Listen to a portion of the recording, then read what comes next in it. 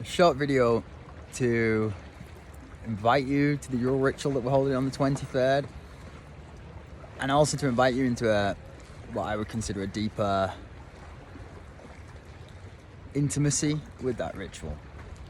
Part of the Yule ritual, we talk about we present the tale of the cailleach, and rituals this combination of kind of myth, poetry, energy work and magic. But for me, the myth element, it helps if I know the story. It's very well listening to a story and going, oh, I kind of like that, but like really taking myth on board so you can see the intricacies of it, so you kind of know what's coming. You don't, because in that different space of potential, like, it crosses things together differently. So I'm going to present to you the tale of the cailleach as it is written in the ritual. We're just going to perform, we're going to perform the ritual that Diane, I believe, wrote and performed last year. No changes, we're still trying to get used to the format of presenting rituals. So I'm gonna kind of get out of the way of the camera and sit behind it so you can hear me against these waves, and I'll present the tale of the cailleach. And yeah, if you get a chance, listen to it a couple of times, download the script, read it yourself. Like I say, myth works when we take it on board.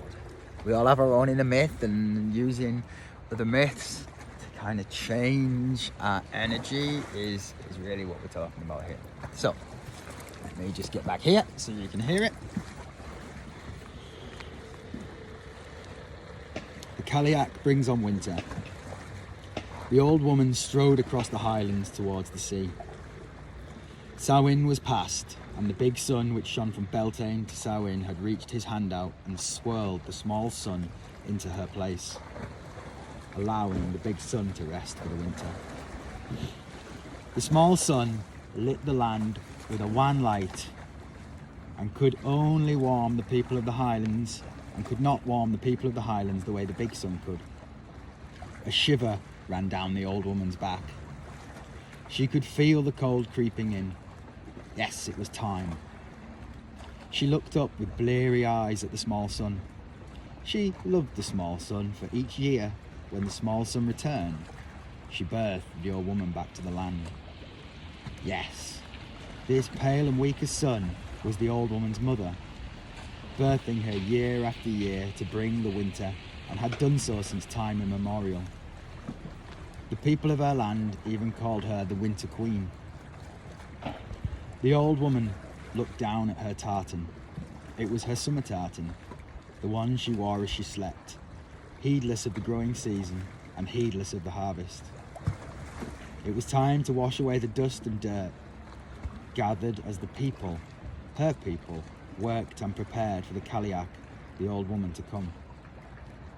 She passed by a small gathering of crofts.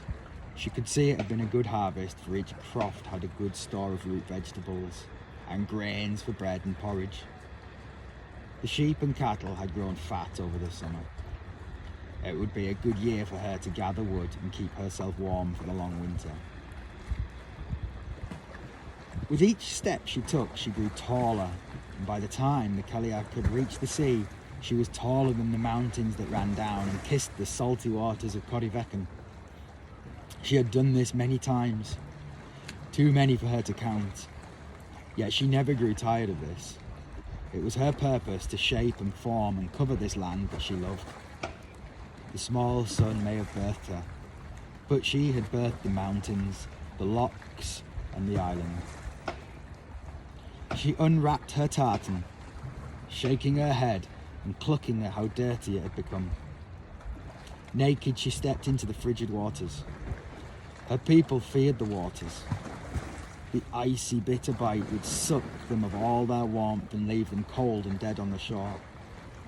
For the cailleach, however, the waters invigorated her, brought her back to life. She threw her tartan into the water and began to swirl the great cloth in a circle. For 3 days the cailleach washed her tartan, her ancient arms straining to keep the enormous cloth circling in the whirlpool she had created. So strong was the whirlpool that it pulled in the weather from the north. Storm clouds rushed across the sky, bringing thunder and rain of icy needles.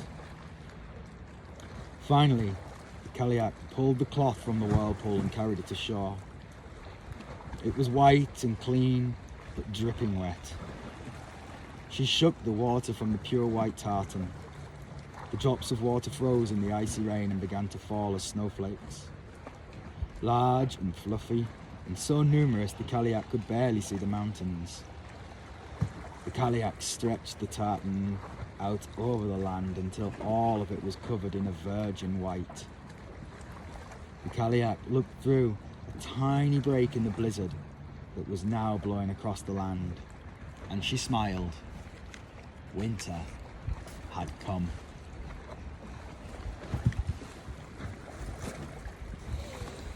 So many different takes, so many layers. Join us on the 23rd. We'll recount that. We'll honour the energy that is the cailleach and the turning of the wheel. Blessings.